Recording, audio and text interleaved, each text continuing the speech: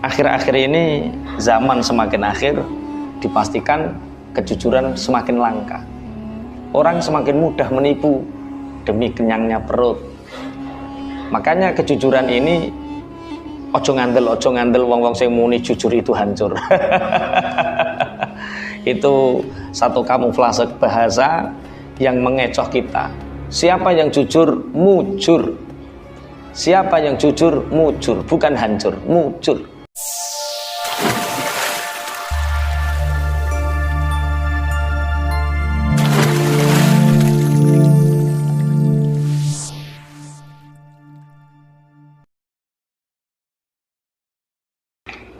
Assalamualaikum warahmatullahi wabarakatuh.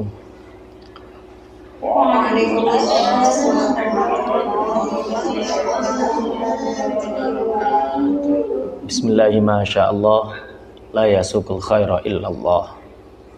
Bismillahirrahmanirrahim. La yasrifus su'a illallah. Bismillahirrahmanirrahim. Ma kana min ni'matin faminallah. Bismillahirrahmanirrahim. La haula wa la quwwata illa billah. Alhamdulillahi wa kafa.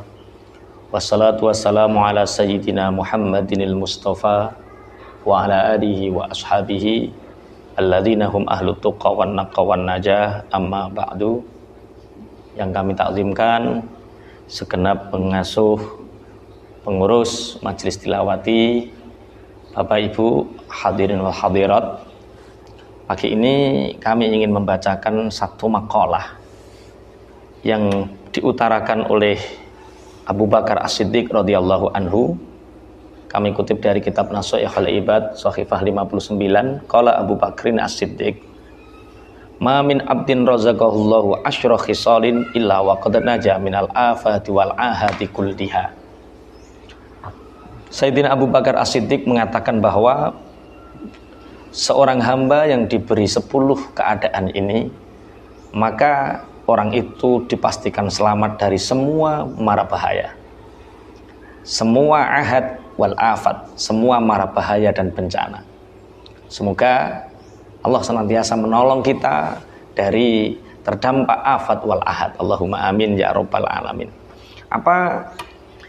Siapa yang diberi oleh Allah 10 hal ini, dia akan diberi keselamatan dari afat. Wasara fi darajatil muqarrabin, dan orang ini dijadikan orang yang dekat dengan Allah, mempunyai derajat muqarrabin, wa nala darajatal muttaqin, dan memperoleh derajat muttaqin. Apa 10 hal itu? Awaluha sidqun daimun ma'ahu qalbun qani'un. Yang pertama, orang yang diselamatkan dari afat, mara bahaya, bencana, itu adalah orang yang diberi rasa jujur dalam hatinya dan rasa qanaah. Jujur dan qanaah, 2 hal ini berada dalam satu orang ini akan selamat dari bencana. Akhir-akhir ini zaman semakin akhir, dipastikan kejujuran semakin langka. Orang semakin mudah menipu demi kenyangnya perut. Makanya kejujuran ini ojo ngandel wong-wong sing muni jujur itu hancur. Itu satu kamuflase bahasa yang mengecoh kita. Siapa yang jujur, mujur. Siapa yang jujur, mujur, bukan hancur, mujur. Di masa-masa sahabat, kemudian tabi'in, kemudian tabi'in, di mana masa itu kejujuranlah sangat menjadi prioritas. Dulu ada seorang tabi'in yang bernama Yunus bin Ubaid. Beliau profilnya itu sebagai pedagang kain. Dagangannya laris karena memang yang dijual kualitas sesuai harganya, sehingga patut bagi banyak pengusaha untuk mengidolakan beliau, Yunus bin Ubaid. Suatu saat Yunus bin Ubaid ini mau sholat, kemudian beliau meminta kepada khodamnya untuk menggantinya. Tolong gantikan aku untuk menjual kain ini. Ketika Yunus bin Ubaid ini melaksanakan sholat duha, ternyata ada seorang badui datang ke tokonya, melihat-lihat kain, kemudian di situ ada kain yang indah, ini kain ini pasti mahal. Pelayan Yunus bin Ubaid ini sudah tersenyum, ini pasti belinya mahal ini. Iya Pak, bolehkah aku membelinya? Boleh. Berapa? Bapak beraninya berapa? Ya sudah 400 dirham ya. Dengan sangat semangat pelayannya Yunus bin Ubaid ini memberikan kain itu 400 dirham.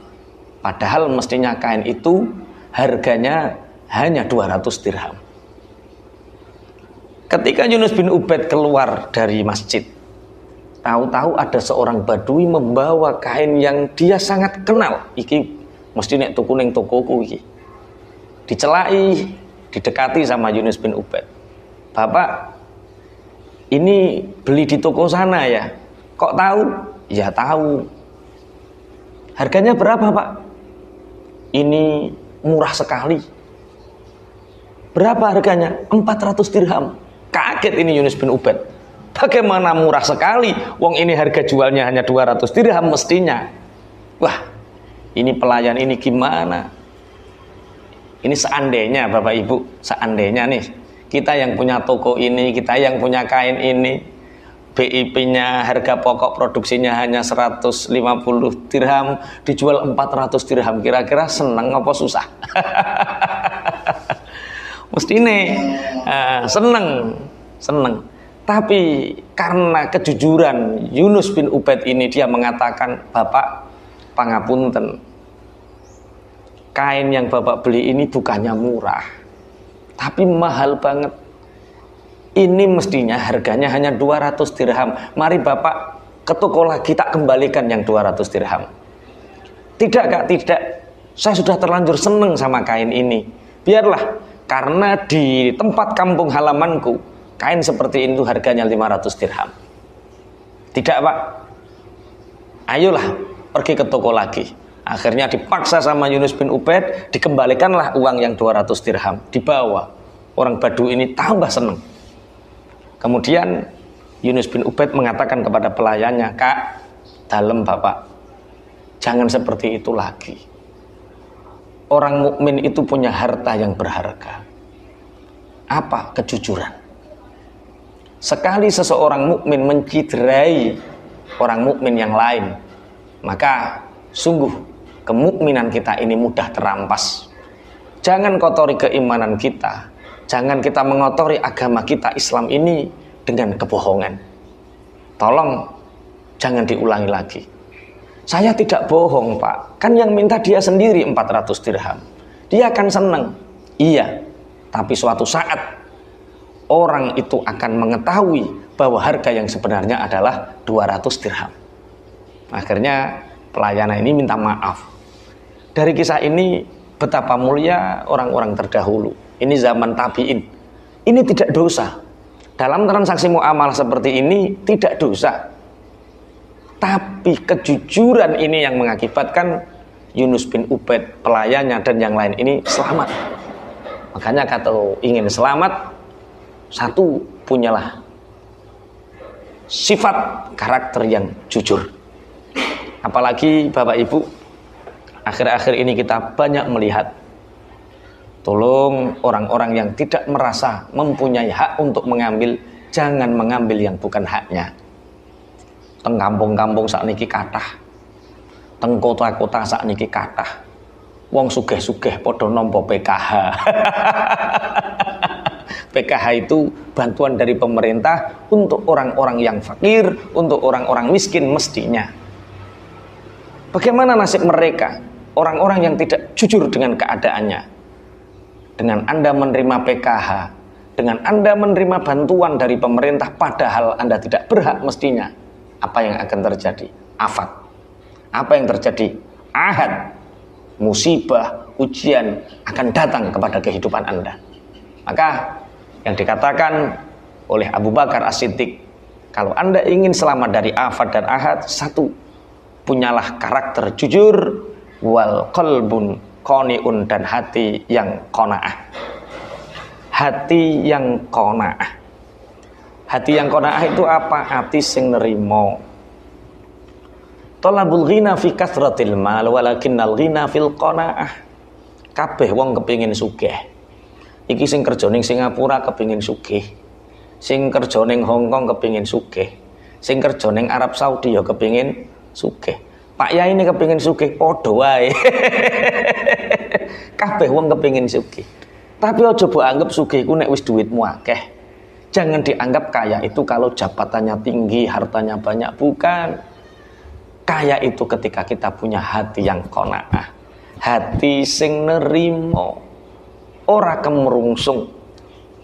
Karena apa? Dengan hati yang menerima ini orang akan pangapunten, hidupnya tidak rakus.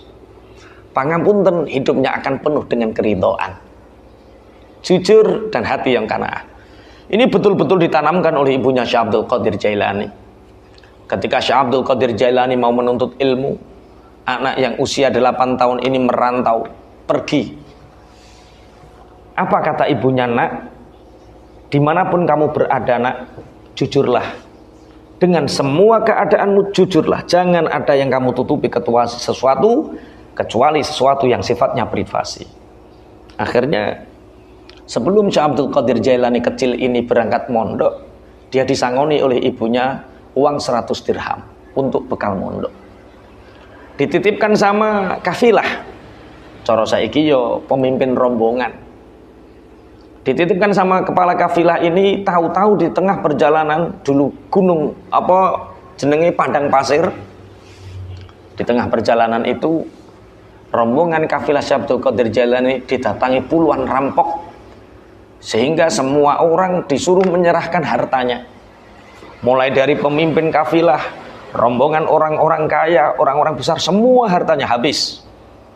Kemudian pemimpin rampok ini mengatakan, masihkah ada yang punya harta yang banyak? Anak kecil ini, Syekh Abdul Qadir Jailani kecil ini mengatakan, saya pak punya harta banyak. Tertawa ini kepala perampok, bagaimana mungkin anak kecil punya harta banyak? Dia diam. Siapa lagi yang punya harta banyak? Tidak dihiraukan ini Syekh Abdul Qadir Jailani. Syekh Abdul Qadir Jailani mengatakan lagi, saya pak. Tidak dihiraukan lagi. Bagaimana mungkin anak kecil punya harta banyak? Akhirnya ketika semua harta habis, Syekh Abdul Qadir Jailani berdiri dan menghadap kepala rampok. Bapak, sungguh aku punya harta 100 dirham. Kenapa tidak kamu ambil? Akhirnya kepala perampok ini tertarik. Ini anak, ada apa dengan anak ini? Bertemulah dua mata. Dua mata Syekh Abdul Qadir Jailani dan dua mata kepala perampok saling berhadapan. Saat itulah Allah memberi hidayah kepada kepala perampok ini. Mengatakan, nak, di mana hartamu? Ini bapak, diperlihatkan hartanya ada 100 dirham harta Syekh Abdul Qadir Jailani. Sejak saat itu menangis terseduh-seduh. Kenapa engkau memberikan kepada kami hartamu? Syekh Abdul Qadir Jailani menjawab, ibuku berwasiat kepadaku, dalam keadaan apapun jujurlah dan bernerimalah, qanaahlah dengan segala keadaan. Ya, kepala perampok ini tertunduk. Jujurlah dengan keadaanmu. Jangan pernah engkau membohongi Tuhanmu. Jangan pernah engkau membohongi dirimu. Jangan engkau berkhianat terhadap Tuhanmu dan dirimu. Perkataan Syekh Abdul Qadir Jailani ini menghunjam dalam hati pimpinan perampok ini, menangis terseduh-seduh dan mengatakan kepada puluhan anak buahnya, wahai para pengawalku, sungguh anak kecil ini menunjukkan jalanku yang benar. Harta diberikan kepada kafilah semua. Mulai hari ini aku akan menjadi pengikut anak kecil ini kemanapun dia menuntut ilmu, aku akan membersamainya, tergantung kalian. Akhirnya puluhan perampok ini taubat, ikut pemimpinnya ikut Syekh Abdul Qadir Jailani. Usia 8 tahun Syekh Abdul Qadir Jailani sudah menobatkan banyak orang. Karena apa? Kejujuran dan hati yang qanaah. Qanaah itu lawan dari rakus. Rakus dengan optimis itu dua hal yang berbeda. Rakus itu mengambil bukan haknya, ingin menguasai sesuatu yang bukan haknya, itu rakus. Atau kecenderungan hati yang terlalu berlebihan kepada dunia untuk memilikinya, itulah rakus. Makanya kula pesen datang konco-konco jamaah majelis tilawati, ayo punyalah hati yang qanaah. Sapa wong atine sing qanaah, dia itu orang yang paling kaya. Saya teringat teman-teman tahun 97 ketika itu saya menghafalkan Alfiyah Ibnu Malik, kitab Alfiyah itu 1000 bait. 1000 bait.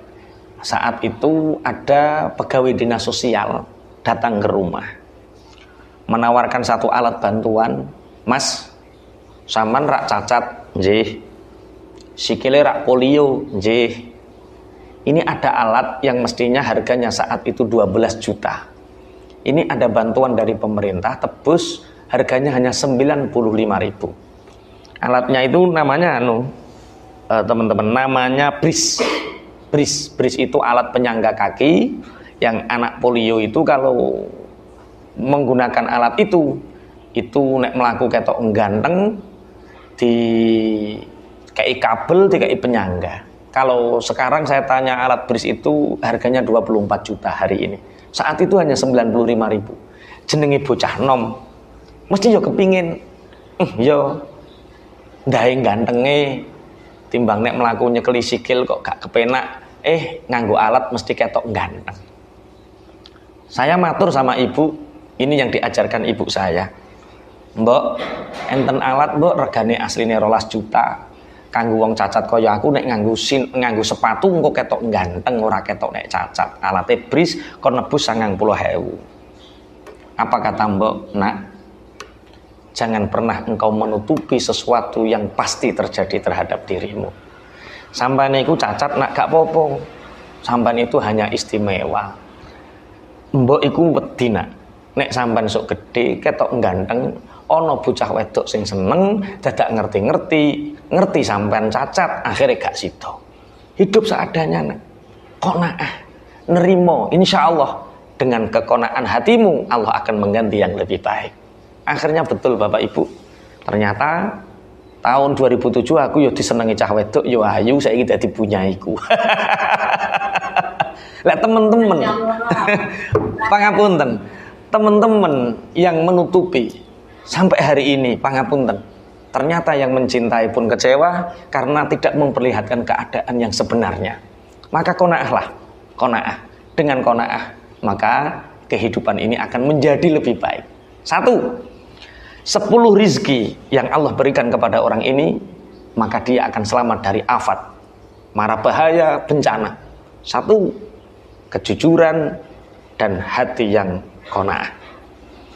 Yang kedua, watsani sabrun kamilun ma'ahu syukrun daimun. Yang kedua adalah punya sabar yang sempurna dan bersamaan dengan syukur yang abadi. Sabar dan syukur, 2 hal yang saling berkaitan. Kenapa? Sabar gandengane karo syukur. Orang sering membahas bahwa ketika kita dapat nikmat, maka kita bersyukur. Kalau kita dapat ujian, maka kita bersabar. Padahal menurut ulama-ulama tahqiq, ulama-ulama yang mengerti kenyataan hidup, syukur yang sejati itu Bapak Ibu tidak ketika kita hanya dapat nikmat. Tapi syukur yang sejati adalah di mana kita selalu bersyukur walaupun dalam keadaan diuji. Dalam keadaan kaya bersyukur, dalam keadaan miskin bersyukur. Dalam keadaan sehat bersyukur, dalam keadaan sakit bersyukur. Kalau syukur kita gantungkan terhadap nikmat Bapak Ibu, maka apa bedanya kita dengan anjing, apa bedanya kita dengan kucing? Yang kucing dan anjing ketika dikasih tulang dia bersyukur, seneng. Tapi ketika dia tidak dikasih tulang, dia meong-meong. Maka sabar itu adalah satu kata dari ungkapan syukur yang sejati. Jadi nek cara kula, nalikane oleh nikmat syukur, nalikane oleh ujian syukur sing sejati. Syukur sejati iku jenenge apa? Sabar. Rasulullah sallallahu alaihi wasallam dawuh, Abdulul imani as-sabru was-samahah, rawahu ad-Dailami. Iman yang paling utama adalah sabar dan samahah. Samahah itu apa? Samahah itu gawe murah, gawe gampang, ora gampang ngengel-ngengel wong. Mudahkan urusan orang lain, urusanmu dimudahkan. Makanya dari sini kita belajar. Ulama-ulama ahli hikmah ditanya, wa kaifa anastum? Bagaimana kalian bisa bahagia? Selalu bahagia. Jawabannya, aku tidak pernah menggantungkan kebahagiaanku dengan apapun. Jadi Bapak Ibu, syukur dan sabar iku paduane. Ketika kula jenengan iso madokno syukur karo sabar, iku kukut dadi bahagia. Lah, wong iku iso bahagia piye? Yo, bahagia itu tanpa syarat. Bahagia itu tanpa syarat. Kalau kita mensyaratkan bahagia itu kalau punya uang, yo nek duit. Kalau kita mensyaratkan bahagia itu istri nurut, yo nek nurut. Suami bener, yo nek bener. Anak apik, yo nek apik. Jadi bahagia itu apa? Ya bahagia itu tanpa syarat. Sayyidina Umar bin Khattab niku pernah jalan-jalan. Melaku-melaku jalan-jalan. Ketemu kali sahabat yang lain ditanya, kaifa bika ya khalifata rasuli kaifa bika ya amiral mukminin, kaifa bika ya amiral mukminin, bagaimana kabarmu wahai amiral mukminin Sayyidina Umar bin Khattab. Sayyidina Umar bin Khattab menjawab, raditu billahi rabba wa bil islami dina wa bi muhammadin nabiyya wa rasulah. Pokoknya nek Gusti Allah cek pangeranku, Nabi Muhammad nabiku, Islam agamaku, semua baik-baik saja. Semua baik-baik saja. Makanya Bapak Ibu, jenengan agama cek Islam, tasik bahagia. Jenengan cek nyembah Gusti Allah, tasik bahagia. Jenengan ijek napa nek ngarani duwe Kanjeng Nabi Muhammad, tasik bahagia. Jangan ada yang perlu dikhawatirkan, jangan perlu ada yang diresahkan. Makanya sekali lagi kula namung ngajak ayo bahagia tanpa syarat. Apa resep bahagia tanpa syarat tadi? Kenapa sampai Sayyidina Abu Bakar mengatakan bahwa sabrun kamilun ma'ahu syukrun daimun ini menghilangkan semua afat, menghilangkan semua bencana, mara bahaya, segala kekhawatiran akan hilang. Karena sabar dan syukur perpaduannya akan menjadi bahagia. Bahagia itu tanpa syarat, karena kebahagiaan itu akan mendatangkan banyak fadilah rizki. Gak percaya, kita buka kitab Riyadhus Shalihin. Rasulullah Shallallahu Alaihi Wasallam menceritakan dulu zaman Bani Israel ada 3 orang yang sama-sama diuji. Satu orang yang terkena penyakit lepra, penyakit gatel, yang penyakit gatel ini menjadikan jari-jarinya terputus, kulitnya busuk dan lain sebagainya. Datanglah malaikat, sing malaikat iku membo menungso. Ditanya, piye Pak kabare Pak? Kabar mbok takokne kabar.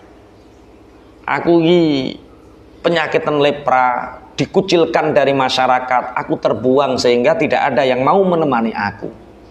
Siri malaikat, kalau Bapak punya permintaan yang mustajab, punya permintaan yang akan diberikan oleh Allah, kira-kira Bapak minta apa? Aku meminta agar penyakit lepraku ini disembuhkan. Akhirnya malaikat ini memegang bagian tubuh orang yang penyakit lepra ini. Akhirnya penyakitnya sembuh. Setelah penyakitnya sembuh, Bapak, seandainya Bapak diberi permintaan, langsung diberi, Bapak minta kekayaan berupa apa? Aku meminta unta. Dikasihlah unta yang sedang hamil. Saat itu kemudian orang lepra yang sudah menjadi tampan, kemudian punya unta, kemudian beranak pinak, sehingga masyhurlah ada orang kaya baru, OKB. Punya unta banyak. Suatu saat ada lagi orang botak, badannya gatal, kemudian tidak cukur rambut, botak dan baunya busuk, sehingga orang botak ini juga dikucilkan. Bertemu dengan malaikat ini lagi, permintaannya adalah ketika botaknya hilang, penyakit kulitnya hilang, disentuh sama malaikat, akhirnya botaknya sembuh. Minta apa beliau? Orang bodak ini minta sapi.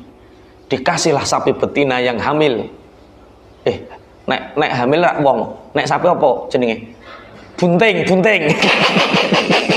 Kok kaya hamil sing menghamili wong. bunting. Dikasih sapi yang bunting. Akhirnya dari sapi ini lahirlah banyak sapi, sehingga orang bodak ini juga menjadi orang yang tampan dan kaya raya, punya peternakan sapi. Yang terakhir adalah orang yang buta. Dalam kebutaannya ini dia meminta agar dia disembuhkan dan meminta kambing saat itu. Meminta kambing. Dikasih. Ketiganya ini orang lepra, orang botak, orang buta ini menjadi kaya raya di daerahnya masing-masing. Suatu saat malaikat ini datang lagi, tapi membo bukan orang kaya, tapi membo orang lepra. Mendatangi orang yang dulunya penyakitan lepra tapi sekarang kaya raya. Minta apa? Mohon berikan aku 1 unta untuk bekal perjalananku nanti. Hai orang lepra, apa kamu nggak tahu bahwa unta-unta ini adalah hasil kerja kerasku? Enak-enakan jaluk, enak-enakan hanya mendoakan. Pergi sana kerja, jangan ngerepoti orang. Maaf Pak, saya hanya orang yang punya penyakit lepra dan saya hanya ingin melanjutkan perjalanan. Tolonglah beri 1 unta. Jujurlah, dulu Bapak juga pernah punya penyakit lepra dan kemudian sembuh dan kemudian sekarang menjadi kaya sebab keberkahan doa seseorang saat itu. Tidak, dari dulu aku sudah kaya, dari dulu aku sudah tampan. Malaikat ini mengatakan, kalau Bapak bohong, maka Bapak akan menjadi orang yang lepra lagi dan jatuh miskin lagi dan terkucilkan. Saya tidak bohong. Kalau bohong nggak apa-apa, saya jadi lagi. Saat itulah malaikat ini pergi dan kemudian orang lepra ini berangsur-angsur kulitnya membusuk, kemudian untanya mati. Ini akibat apa? Dia tidak pernah bersyukur ketika mendapat nikmat, dia tidak pernah bersabar ketika mendapatkan ujian. Bahagia tanpa syarat. Orang bodak juga sama, kejadiannya sama dengan yang lepra. Tapi orang yang buta, ketika diminta 1 kambing, kamu tidak hanya dapat 1. Berapa yang kamu minta? Ambillah, karena dulu saya juga pernah buta, saya juga pernah miskin. Maka beri, ambil. Apa yang kamu inginkan, ambil. Sehingga berkat kedermawanannya, kejujurannya, qanaah, syukur dan sabarnya, si buta ini selamanya menjadi orang kaya, selamanya menjadi orang yang tampan. Bapak Ibu sekalian, dari sedikit cerita ini yang dikatakan Abu Bakar As-Siddiq akan menjadi nyata di kehidupan kita. 10 hal yang bila kita dikasih oleh Allah 10 hal ini, maka kita akan terbebas dari penyakit, afat dan ahad. Tidak akan ada mara bahaya dan bencana dalam kehidupan kita. Yaitu yang pertama adalah kejujuran yang abadi disertai dengan hati yang qanaah. Yang kedua adalah sabar yang sempurna bersamaan dengan syukur yang abadi. Wa tsalitsu fakrun daimun ma'ahu zuhdun hadirun. Yang ketiga adalah ketika kita diberi fakir tapi punya rasa zuhud. Zuhud itu apa? Zuhud itu menjauhi perkara yang haram, menjauhi perkara yang syubhat. Ibu bapak, kita boleh fakir tapi kita nggak boleh mencuri.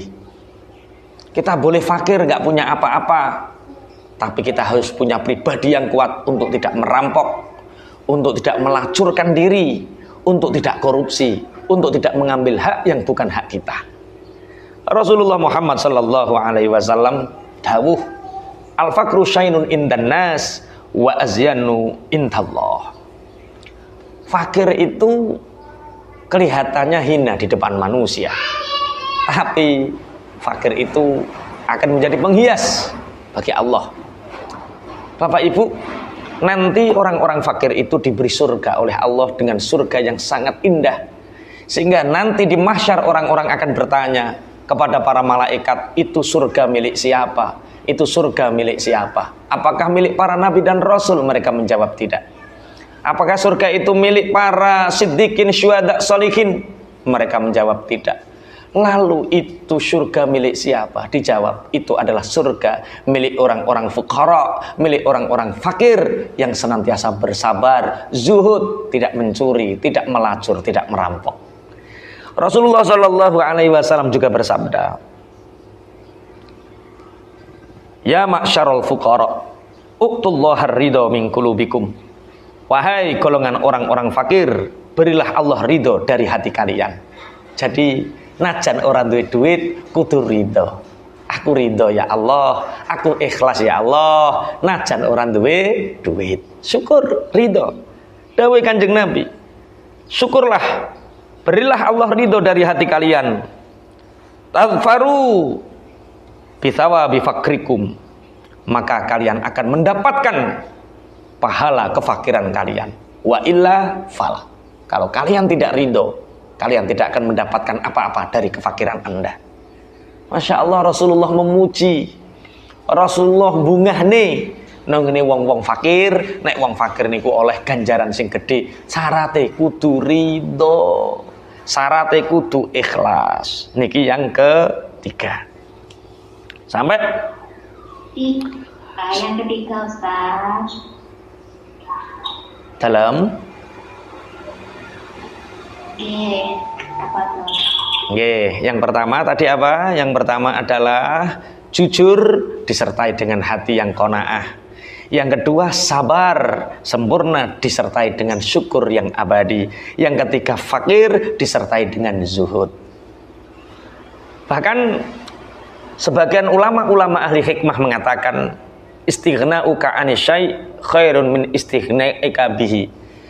Istighna'uka 'ani syai' khairun min istighna'ika bihi. Kamu tidak butuh terhadap sesuatu itu lebih baik daripada kamu membutuhkannya. Jadi intinya ngeten, kena apa wong fakir kok ngersulo. Ya Allah, sing tumbas mobil kok wong kaeneh, aku kapan? Ya Allah, sing duit-duit kok wong kaeneh, aku kapan? Kono wong fakir model ngoten niku karena dia terlalu banyak membutuhkan sesuatu. Karena dia punya banyak harapan. Harapan sing sekirane bandingne uripe dhewe karo uripe wong liya. Mulane aja bandingne uripmu karo uripe wong liya. Pun kula lajengaken. Wal khamisu. Kok wal khamisu to? Warabiu. Fikrun daimun ma'ahu batnun ja'i'un. Sing nomor 4, sering bertafakur dengan hati, dengan perut yang kenyang. Kok kenyang apa? Lapar. Jadi ke-10 hal ini nantinya bisa menghindarkan afat. Kalau hidup Anda hari ini banyak ujian, kalau hidup Anda sekarang banyak musibah, ingat mungkin Anda belum bersabar dan bersyukur. Mungkin Anda belum jujur dan belum qanaah. Mungkin Anda belum fakir dan zuhud. Atau mungkin Anda belum sering tafakur dan hati perut yang lapar. Dadi ngeten Kanjeng Nabi Muhammad sallallahu alaihi wasallam sering dawuh pentinge wong duwe weteng sing lesu. Kanjeng Nabi dawuh, rahimallahu qauman yahsabuhumun nasu marda wa ma hum bimarda. Kanjeng Nabi dawuh, Allah memberikan rahmat kepada kaum yang orang-orang menyangkanya orang itu sakit padahal tidak sakit. Allah memberi sakit tapi kita merasa tidak sakit. Allah ridho, Allah memberi rahmat kepada orang itu.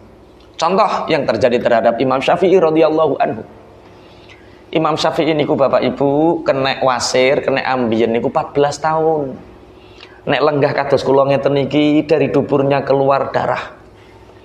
Beliau mengatakan, ya Allah, kalau memang panjenengan ridho ya Allah, nek panjenengan ridho ya Allah, tambahi ya Allah, tambahi ya Allah. Loro 14 tahun, sakit 14 tahun, Orang menyangka betapa sakitnya Syekh Imam Syafi'i. Tapi Imam Syafi'i tidak pernah merasa sakit, justru bersyukur dengan sakitnya. Karena hakikate wong loro niku dosa-dosane diampuni kalih Gusti Allah. Jenengan nek sirahe ngelu matur nuwun ya Allah, sirahku ngelu. Jenengan nek sikile linu matur nuwun ya Allah, sikilku linu. Nek jenengan purun tambahi ya Allah, tambahi ya Allah, ngoten. Katoke ra patek mathuk katoke iki. Tafakkaru, karena dengan berpikir ini kita menemukan hakikat hidup. Bu, sampean milih endi? Bojone sampean iku sugih, duwite akeh, tapi ra tau neng omah, lunga terus. Karo bojone sampean uripe pas-pasan, gemati karo sampean neng omah, terus sampean milih endi? Oh, ini namanya tafakur. Bahwa setiap keadaan kita yang dipilihkan oleh Allah itu pasti keadaan yang lebih baik. Alhamdulillah Pak, masuk sampean duwite rapate akeh ning omah terus, aku matur nuwun Pak, ya ngoten. Enten tiyang Bapak Ibu, dia itu merasa bahwa kehidupannya ini kehidupan yang paling buruk. Enten tiyang niku pangapunten duwe anak siji. Duwe anak siji sikile coklek. Ketika berlatih kuda kakinya patah. Tetangga-tetangganya banget temen, anakmu cek nom-noman kok wis sikile coklek. Apa yang dikatakan terhadap anaknya? Nak, sabar. Nak, sabar. Karena dengan sabar Allah pasti memilihkan keadaan kita. Ini yang terbaik. Sing apik kanggomu iku sikilmu coklek nak saiki nak. Ya ora, ciri tangga-tanggane. Sing paling apik keadaane mestine iso mlaku normal, iso nyambut gawe. Coklek iku gak keadaan sing paling apik. Diyakinkan oleh bapaknya, paling baik nak.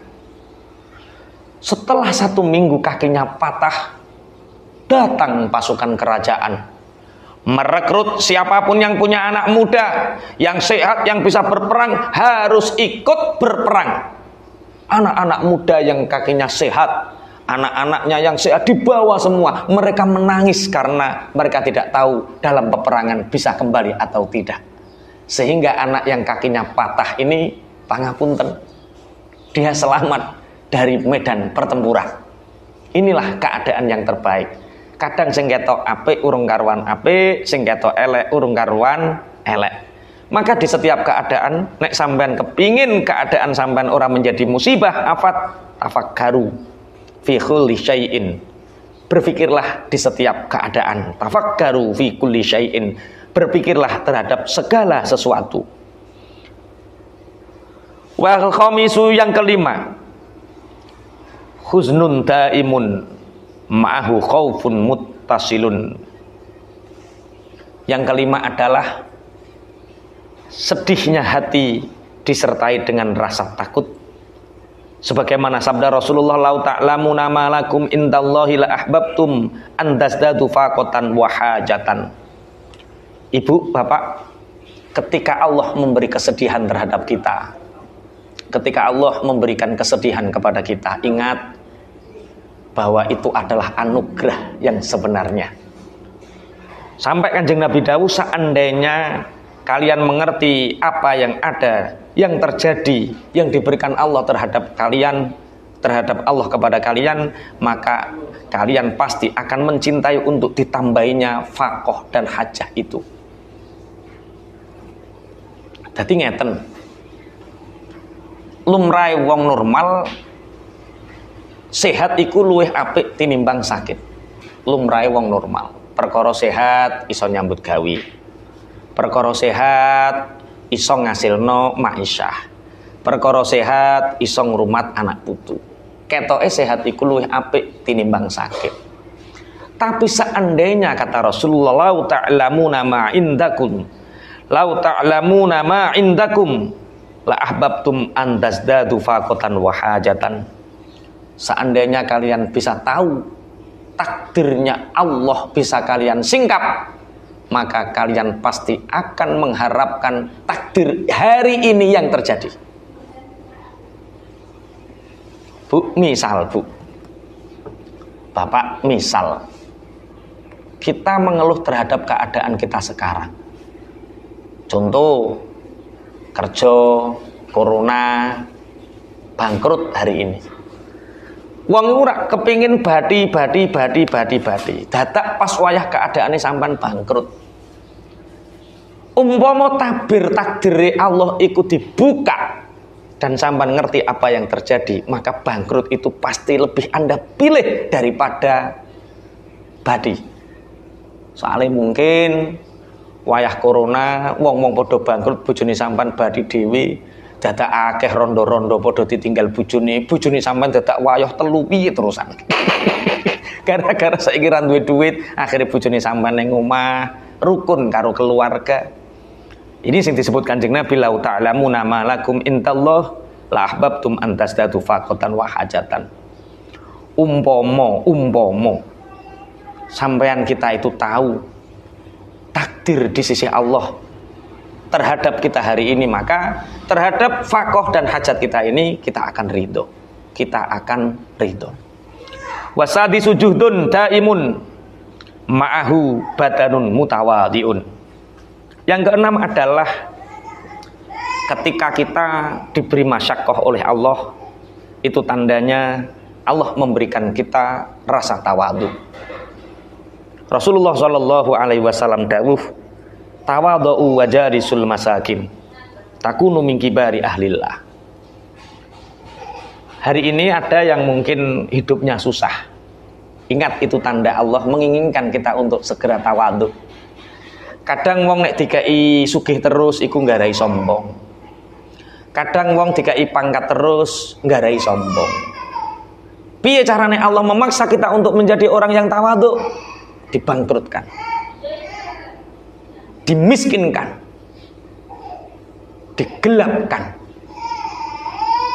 Akhirnya dari miskin ini, dari kebangkrutan ini, Allah menjadikan kita betul-betul tawadhu. Akhirnya awake biasa ngobrol karo wong fakir miskin. Sampai Kanjeng Nabi dawuh, sampean kepingin min kibari ahlillah. Min ahlillah, min kibari ahlillah. Sampean kepingin termasuk orang-orang besar di sisi Allah. Nek kepingin dadi wong pangkat ning sisine Allah, gampang tawadhu. Kanjeng Nabi itu ketika mau Mi'raj, Allah memberi pengumuman kepada buruk yang ada di surga, kendaraan-kendaraan surga itu jenenge buruk.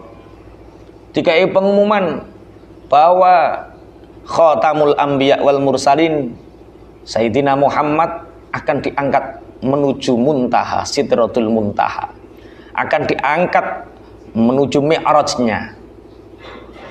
Di antara salah satu dari kalian nanti yang akan menjadi tunggangan Rasulullah. Saat itu buruk-buruk mempersiapkan dirinya, menggunakan perhiasan yang tampak elok, tampak indah, dan dia menyangka pasti aku yang terpilih, aku yang paling layak terpilih, aku badanku yang paling besar, kekuatanku yang paling hebat. Semua mengatakan seperti itu. Tapi ada satu buruk yang dia tidak begitu besar, perhiasannya sederhana, dia tidak berani menampakkan dirinya. Dia berada di pojok dan merendahkan hatinya.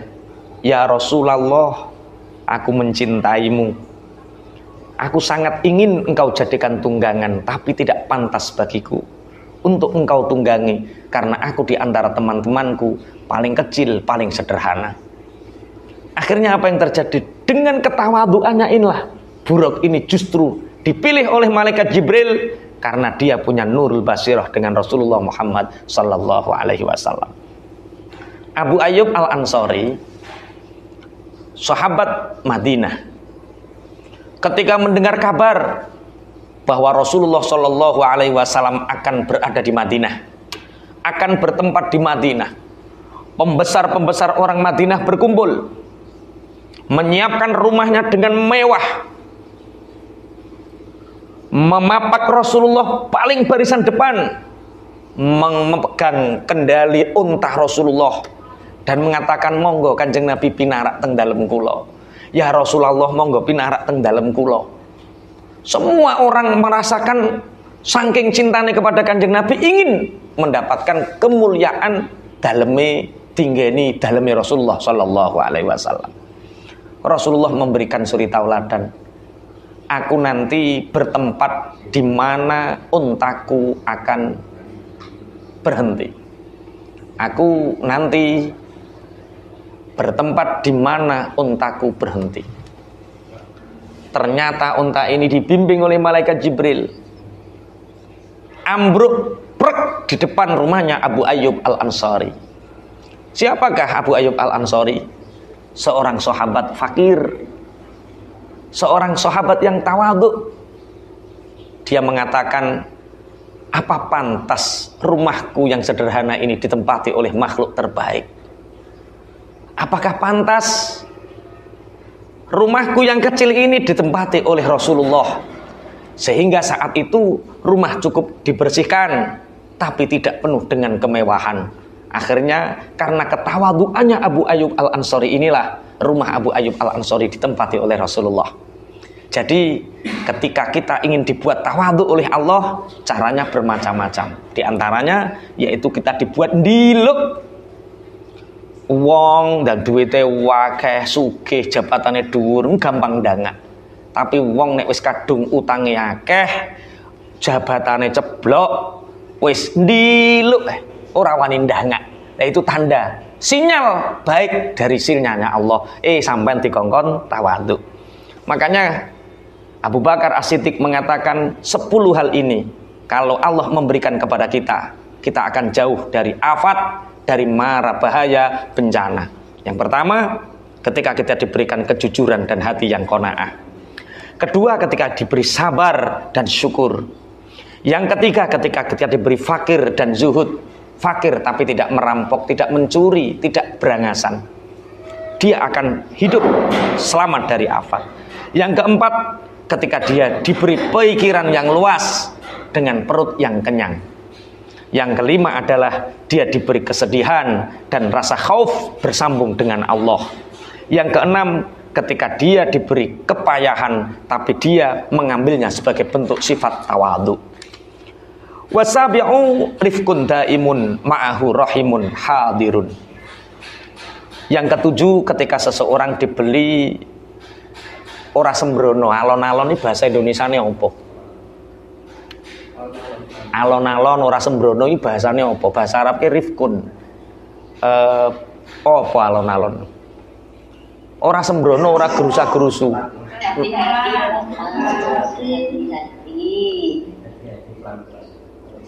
Oh, berhati-hati pelan-pelan. Ya wes, yang penting paham ngono wae. Pokoke ora gerusa-gerusu. Pernah dalam satu karya Syekh Mustafa Al-Ghulayyani mengatakan, manil aqilah. Siapakah wanita yang cerdas? Wanita yang cerdas adalah wanita yang dia tidak tergesa-gesa mengambil sikap, wanita yang tidak kesusu membeli, tidak kesusu membuang, tidak kesusu. Jadi ciri khas kebodohan itu kesusu.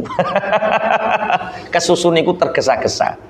Lah, lawan daripada kesusu adalah rifqah. Jadi ketika ada seseorang yang punya kehati-hatian dan dia punya kasih sayang yang selalu dihadirkan, itulah orang yang selamat. Rasulullah Shallallahu Alaihi Wasallam dawuh, innama yarhamullahu min ibadihir ruhama. Allah memberikan kasih sayang dari hambanya, hamba yang suka mengasihi orang lain. Ibu bapak pangapunten, afat terjadi karena kesembrononan. Saking pinginnya sugih ditawari, Anda mendapatkan hadiah 150 juta. Seneng ditawari ono link. Saking kepingin oleh duit 100 juta, 150 juta, segera datangi ATM terdekat Anda. Saking kepingin nggowo ATM. Diikuti. Padahal iku ono penagihan dan pengeluaran. Ditransfer rekeninge entek 10 juta ilang, nangis sembrono, enenge afat perkara sembrono. Anda ingin mendapatkan umroh gratis, bayar 2 juta untuk pengurusan paspor dan meningitis. Syaratnya mencari orang untuk bayar 2 juta lagi. Golek wong nerkenek 2 juta oleh wong 2 juta ping 20 wis 44. Masya Allah, jebule ketipu. Lah wong ketipu perkara sembrono, tidak berhati-hati. Maka datangnya afat karena kesembrononan. Selamat dari afat, berhati-hati dan selalu punya kasih sayang. Ibu pangapunten, bapak pangapunten, jenengan nate mboten mengalami bangun tidur ngerti-ngerti sumpek, utawa ora tangi turu jam 10:30 isuk idep-idep sumpek. Aku ki salah apa to terai, ana apa kok ngerti-ngerti sumpek, gak ngerti sebabnya, budreken gak ngerti sebabnya. Ketika kita merasakan budreken sumpek gak ngerti sebabnya, itu tanda Anda belum berbuat baik untuk orang lain. Itu tandanya sampean gung berkasih sayang kepada orang lain. Caranya untuk menghilangkan itu gampang. Kalau punya uang 5.000, 10.000, bawa keluar, kasihkan kepada siapapun yang mau. Kalau tidak punya uang, ada orang yang mau sabrang jalan, sabrangke. Atau tidak punya uang, tidak punya tenaga, cukup ketemu dengan orang, senyum, sumpekmu hilang. Iku resep carane ngilangi sumpek sing ora dikenaweruhi sebabe. Itu yang disebut Kanjeng Nabi, innama yarhamullahu min ibadihir ruhama. Allah memberikan kasih sayang kepada orang-orang yang memberikan kasih sayang kepada orang lain. Nek pingin diwelasi Allah, ya welaso karo wong liya. Wasaminu hubbun daimun ma'ahu hayaun hadirun.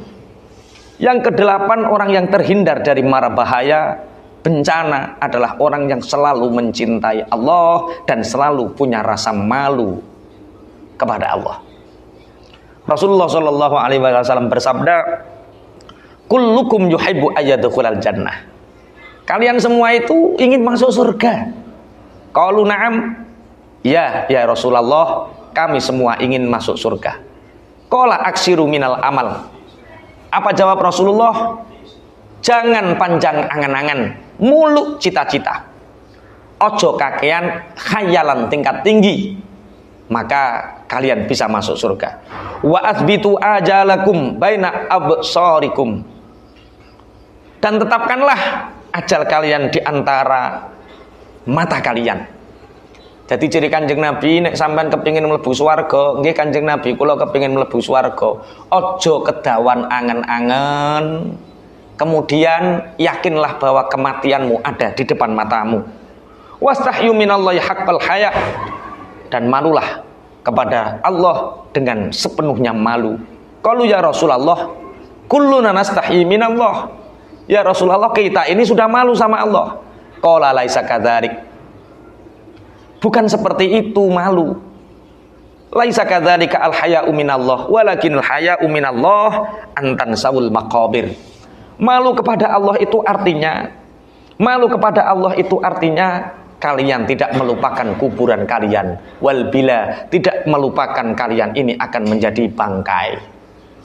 Dadi isin karo Allah iku arep nglakoni maksiat, isin soalnya aku sesuk nek mati piye. Arep korupsi, arep garong, arep mabuk, arep zina, isin sesuk nek mati kepriye. Wa alla tansahul jaufa wa ma wa'a, dan kalian tidak melupakan perut dan apa yang masuk di dalamnya. Hati-hati Bapak Ibu kerja teng Hongkong, teng Singapura, teng Arab, sing hati-hati, sing didahar niku halal apa haram, niku maksudnya izin kalih Allah. Kemudian wa alla tansawur ra'sa wa ma hawa. Apa yang kita lihat dari pandangan mata ini sing mbok wasi ku halal apa haram, izin. Wa man istaha karamatal akhirah yada'u zinatad dunya hunalika istahya al abdu minallah wa hunalika asaba wilayatallah. Barang siapa yang menginginkan kemuliaan akhirat, maka dia akan meninggalkan perhiasan dunia. Orang atau hamba yang seperti inilah orang yang punya rasa malu kepada Allah sebaik-baiknya malu. Wa tasi'u ilmun nafi'un ma'ahu jamalun daimun. Yang ke-9 orang yang diselamatkan dari afat adalah orang yang punya ilmu yang bermanfaat, kemudian dengan ilmunya dia berhias. Termasuk ngaji, Bu. Ngaji ngeten iki penting. Terus Kanjeng Nabi, jangan tinggalkan Raudhatul Janan. Sahabat tanglet Raudhatul Janan niku napa ya Rasulullah? Taman-taman surga. Taman-taman surga adalah taman di mana di situ ada majelis ilmu, di situ ada majelis zikir, ada majelis ilmu, ada majelis zikir. Penuhi disitulah tempat taman surga. Lah nek online koyo ngene iki piye, Pak? Wallahu a'lam. Ya muga-muga sok ben awake ketemu ning taman swargane Gusti Allah. Allahumma amin. Di antara kita ratusan orang ini kita nggak tahu Pak Toha main ning ndi ora ngerti wong sampean ning Hong Kong. Pak Toha iku main ndi yo gak ngerti wong sampean ning Singapura, ning Arab. Sami kula nggih mboten ngertos jenengan. Tapi kalau kita yakini ini adalah Raudhatul Janan, ini adalah taman-taman surga, insyaallah nanti kita akan bertemu nanti di surga. Allahumma amin. Tapi sok ben ning akhirat yo ngaji maneh, Bu ya. Kok ndang aku ra eling ngaji saking penake swarga ndang godaki widodari ya. Tidak menerima tamu 100 tahun. Pun Raudhatul Janan adalah jadi ngeten. Kenapa to wong kok duwe ilmu manfaat dijauhkan dari afat? Ada orang, Bu, datang kepada kita, Pak Yai dongakno, Pak Yai urip kula kok ruwet. Lah ruwet kenging napa? Bojo kula nakal, Pak Yai, anak mblarah, Pak Yai, golek sandang pangan angel, bendina diubur-uburi Bang Titil. Jenengan dongakne Pak Yai muga-muga ati kula ayem. Akhire dikai gelas ana banyune, tak suwuk, Bu. Nggih Pak Yai disuwuk, tak kei uyah sak gegem. Uyah sak gegem dikekno ning gelas, diudek diombe, gaber-gaber. Kasinen enten tiyang niku diajak teng telaga. Telaga niku banyune bening, seger, dikei uyah sak-sak, diudek tetep seger.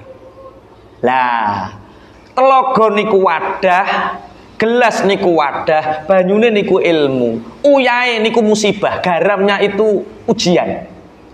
Jadi ujiannya sebenarnya kecil, hanya sak gegem, tapi gara-gara ilmu nih mau sak gelas, gaber-gaber.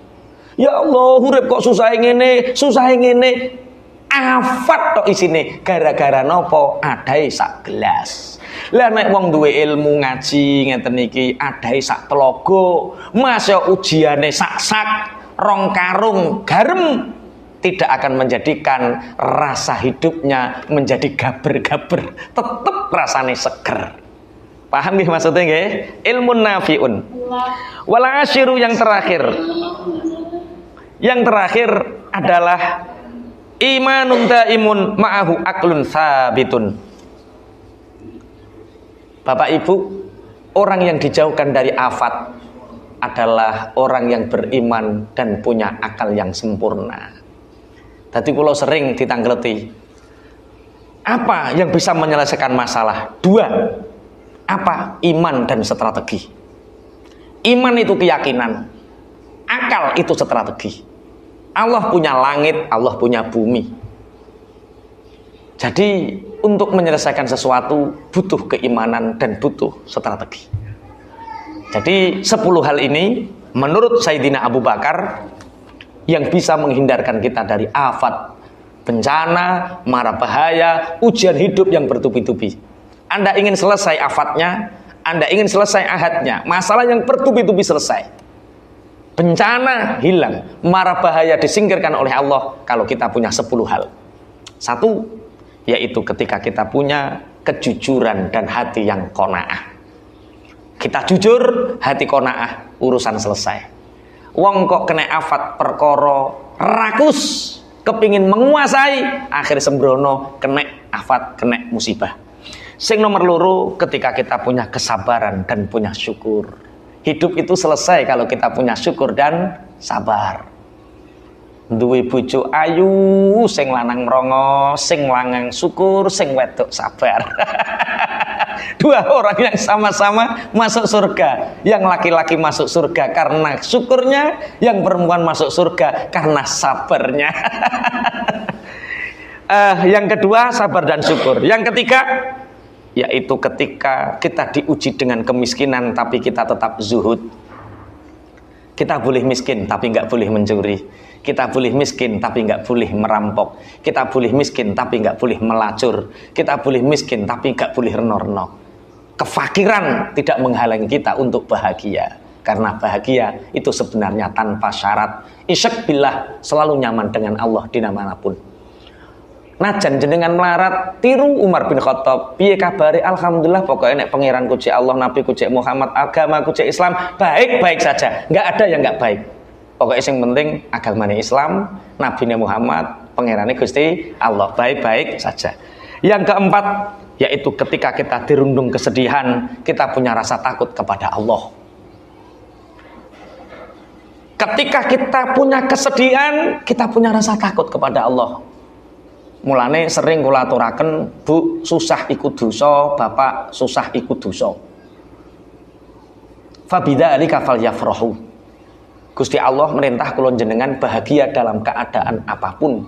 Susah itu satu celah setan masuk ke dalam hati kita agar kita menjadi orang kufur. Mulane dalam keadaan apapun ketika ada rasa kesedihan dalam hati, ingat itu dosa. Langsung takut sama Allah. Aku aslinya ya susah tapi wedi karo Allah, piye ra piye tak ayemke. Jadi bahagia tanpa syarat. Yang ke-6 yaitu ketika kita punya masyaqqah, punya juhud, punya kesedihan, kesusahan, kangelan. Masyaqqah itu kangelan secara fisik itu masyaqqah. Ketika kita diuji kangelan fisik, maka kita yakin bahwa di situ kita menjadi orang yang tawadhu. Dipaksa oleh Allah menjadi orang tawadhu. Jenengan kerja teng luar negeri kok ngerasa kangelan, ingat itu tanda Allah menginginkan kita untuk tawadhu. Dan tawadhu ini sumber keberuntungan. Kaya Abu Zakaria Al-Ansori, kaya buruk zaman Kanjeng Nabi, kaya Gunung Tursina yang dipilih oleh Allah mendapatkan kitab Taurat karena dia merasa gunung kecil di antara gunung-gunung besar yang lain. Tawadhu. Nek dikai kangelan urip dadi wong sing tawadhu. Sing nomor 7, tidak sembrono, selalu berhati-hati dan punya rasa kasih sayang. Ingat, nek sumpek tiba-tiba datang tanpa sebab, segeralah berbuat kasih sayang untuk orang lain. Sumpekmu hilang, uripmu kepenak. Yang ke-8 adalah mencintai Allah dan punya rasa malu kepada Allah. Yang ke-9 adalah selalu belajar ilmu dan mengamalkannya. Yang ke-10 yang terakhir adalah kita selalu mempunyai iman dan strategi. Jam 11 persis, Bapak Ibu niki keranten kula ajenge ngaos Ihya sekedap malih. Pangapunten untuk tanya jawab, binjing-binjing mawon nggih. Napa dikasih waktu tanya jawab 15 menit?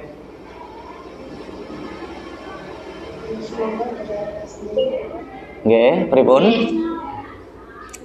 Monggo derek Bapak Ustaz.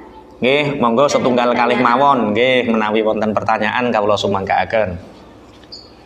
Mas. Yon izin nggih Bapak Ustaz. Semoga kepada jemaah tamu undangan mungkin yang ada pertanyaan bisa disampaikan kepada beliau Bapak Ustaz.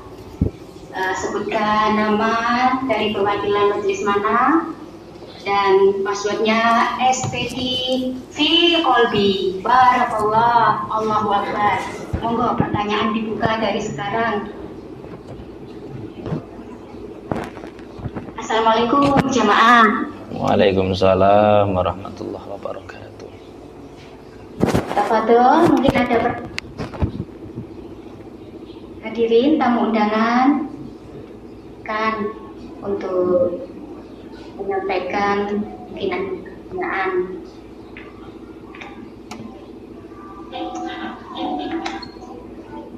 Mungkin dari pengurus kita. Pertanyaan. Assalamualaikum warahmatullahi wabarakatuh. Waalaikumsalam warahmatullahi wabarakatuh. Sebelumnya Kami perwakilan dari Majelis Istiqomah deh. Ini kan langsung awan ya. Punten saya terang ya. Dari penjelasan Abah tadi menjelaskan soal ketika kita merasakan bangun tidur, merasakan sesuatu yang kurang gitu. Nah, dari itu ataukah bisa dibilang suatu tanda atau peringatan dari Allah untuk kita untuk melakukan suatu kebaikan, misalnya tadi memberikan bantuan kepada orang lain atau yang lain gitu. Apakah itu suatu tanda atau peringatan dari Allah untuk diri kita ngoten? Oke, saderenge matur suwun, barakallah ilmu-ilmunya. Assalamualaikum warahmatullahi wabarakatuh. Waalaikumsalam warahmatullahi wabarakatuh. Memang Ibu, ketika Allah mencintai hamba, Allah akan selalu memberi peringatan.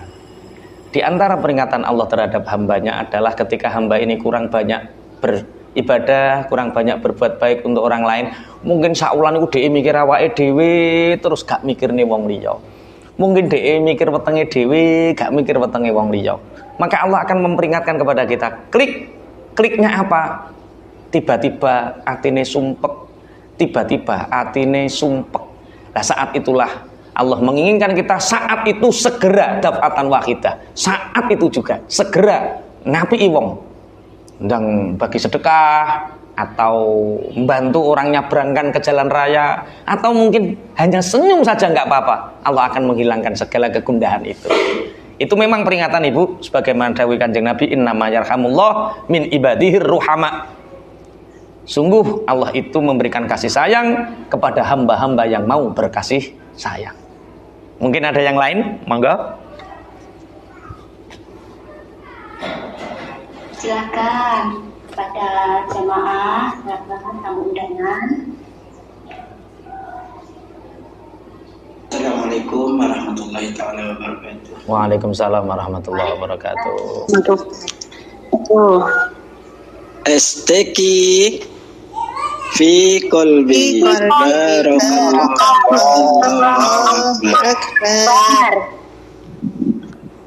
Bismillahirrahmanirrahim. Assalamualaikum warahmatullahi wabarakatuh. Abah Haji Toha. Waalaikumsalam warahmatullahi wabarakatuh. Oke, perkenalkan nama saya Muhammad Rian Firdaus dari Majelis STQ. Mohon maaf Pak Yai menanyakan yang nomor 6 tentang zuhud atau masafah tawaduk dengan pemberian Allah. Nah, di sini kalau tidak salah tadi yang kami dengar pribadi, jangan ketinggian angan-angan deh. Pak Yai. Ya, jadi kalau seandainya kita mempunyai satu niat angan-angan yang tinggi, contoh kecil, kami di STQ selaku kebetulan diberikan amanah selaku kepengurusan di STQ ini, ingin dalam angan-angan kami ingin membuat STQ ini lebih maju, lebih sukses lah, seperti itu intinya. Apakah itu keluar dari yang namanya zuhud, Ustaz? Mungkin itu saja. Kurang lebihnya mohon maaf. Billahi taufiq wal hidayah. Wassalamualaikum warahmatullahi taala wabarakatuh. Waalaikumsalam warahmatullahi wabarakatuh. Apa bedanya tulul amal dengan himmah? Tulul amal itu panjang angan-angan, muluk cita-cita. Himmah, ada satu makalah, himmatur rijal tahdimul jibal, cita-cita kuat seseorang bisa merobohkan gunung. Ada azm, ada niat, ada himmah. Azm ini punya keinginan tapi belum dijalankan. Niat itu menjalankan keinginannya. Awal qasdu syai' muqtaronan bi awal fi'li, itu namanya niat. Jadi kalau kita mau ke Jakarta sudah pakai tas, sudah naik kereta, itu namanya niat. Kalau azm apa ning Jakarta tok tapi gak ning ndi deh. Kalau himmah itu cita-cita bagaimana sampai Jakartanya lebih cepat. Sudah naik kereta, sudah ada bontot, sudah ada uang, itu himmah. Tulul amal itu yang mana? Tulul amal itu di bawahnya azm.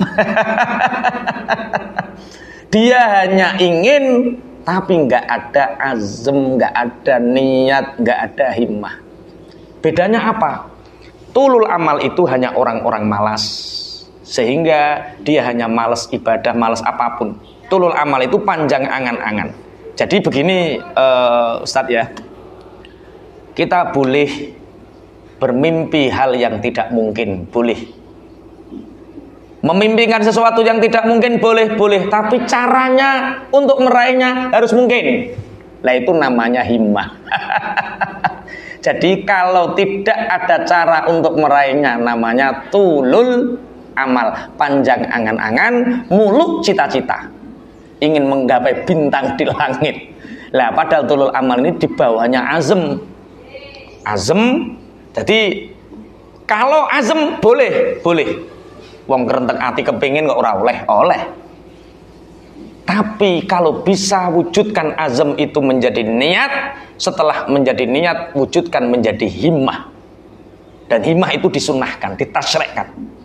Berarti kalau ingin menjadikan majelis PTQ ini menjadi majelis yang besar, kalau ada cara meraihnya, itu namanya himmah. Kalau sudah dijalani tapi caranya belum ada, tapi sudah melangkah, namanya niat. Tapi kalau sekedar ingin, namanya azm. Tapi keinginan yang tidak mungkin, namanya khayalan tingkat dewa. Lah, tulul amal itu khayalan itu. Nggih. Paham ya? Insyaallah. Nggih. Terima kasih. Sekiranya sudah dirasa cukup atau lagi? Terima kasih. Waalaikumsalam warahmatullahi Nggih. Semua ini yang menuntut lebih estetik, orang yang mendapatkan apa dari Allah itu yang berilmu dan berhias dengan ilmunya. Itu maksudnya yang berhias ilmu itu maksudnya diwujudkan dalam gimana gitu Ustaz. Jadi orang yang punya ilmu itu kehidupannya akan selalu dihiasi dengan ilmunya. Mengamalkan ilmu itu menjadi hiasan hidupnya. Contoh orang yang berilmu makan itu punya adabnya makan, baca bismillah, tangan, makanan yang halal dan lain sebagainya. Sehingga dengan ilmunya ini dia akan menjadi indah di mata dirinya dan di mata orang banyak. Ta'allam fa innal ilma zainun li ahlihi wa fadlun wa inwanun li kullil mahamidi. Itu dawuhnya Sayyidina Ali. Ta'allam, belajarlah, fa innal ilma zainun li ahlihi. Sesungguhnya ilmu itu akan menjadi hiasan bagi orang yang mengamalkannya.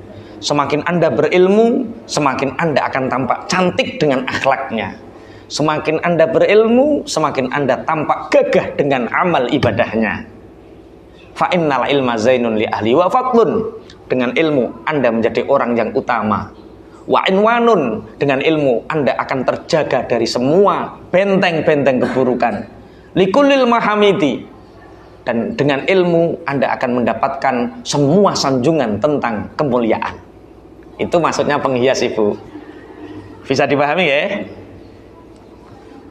Alhamdulillah. Terima kasih. Mari kita berdoa bersama-sama. Semoga apa yang kita hajatkan senantiasa dikabulkan oleh Allah dalam ridhonya, dalam rahmatnya, dan semoga apa yang kita cita-citakan senantiasa dikabulkan oleh Allah. Kita diberi ridho, rahmat, rezeki yang melimpah, dijauhkan dari afat dan ahad, diberikan 10 anugerah yang disebutkan oleh Sayyidina Abu Bakar tadi. Al-Fatihah. A'udzubillahi minasyaitonir rajim. Bismillahirrahmanirrahim. Alhamdulillahirabbil alamin arrahmanirrahim maliki yaumiddin. Iyyaka na'budu wa iyyaka nasta'in. Ihdinas siratal mustaqim. Siratal ladzina an'amta 'alaihim ghairil maghdubi 'alaihim waladdallin. Bismillahirrahmanirrahim. Alhamdulillahirabbil alamin. Hamdan yuwafi ni'amahu wa yukafi mazidah. Ya Rabbana lakal hamdu kama yanbaghi li jalali wajhikal karim wa 'azimi sultanik. Wassalatu wassalamu ala sayyidina Muhammadin walhamdulillahirabbil alamin. Allahumma aslih qulubana wa azil 'uyubana wa tawallana bil husna wa zayyina bit taqwa waj'al lana khairal akhirah wal ula warzuqna ta'ataka ma baqaitana. Allahumma yassir lana lil yusra wa jannibna al usra wa a'idna min syururi anfusina wa min sayyiati a'malina wa a'idna min adzabil nari wa adzabil qabri wa min fitnatil mahya wal mamati wa min fitnatil masiihad dajjal. Rabbana atina min ladunka rahmatan wa hayyi lana min amrina rasyada. Rabbana atina fid dunya hasanah wa fil akhirati hasanah wa qina adzabannar. Sallallahu ala sayyidina Muhammadin. Subhana rabbika rabbil izzati amma yasifun wa salamun alal mursalin walhamdulillahi rabbil alamin. Bisiril Fatihah. Alhamdulillah, masyaallah.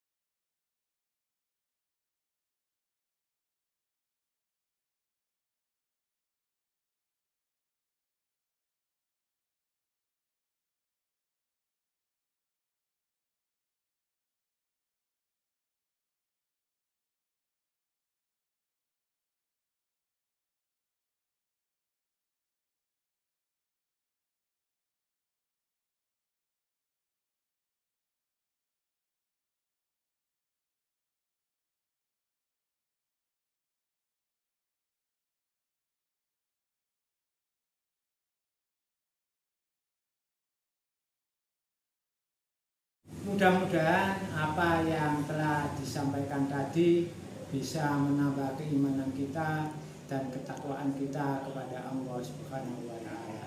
Assalamualaikum warahmatullahi wabarakatuh.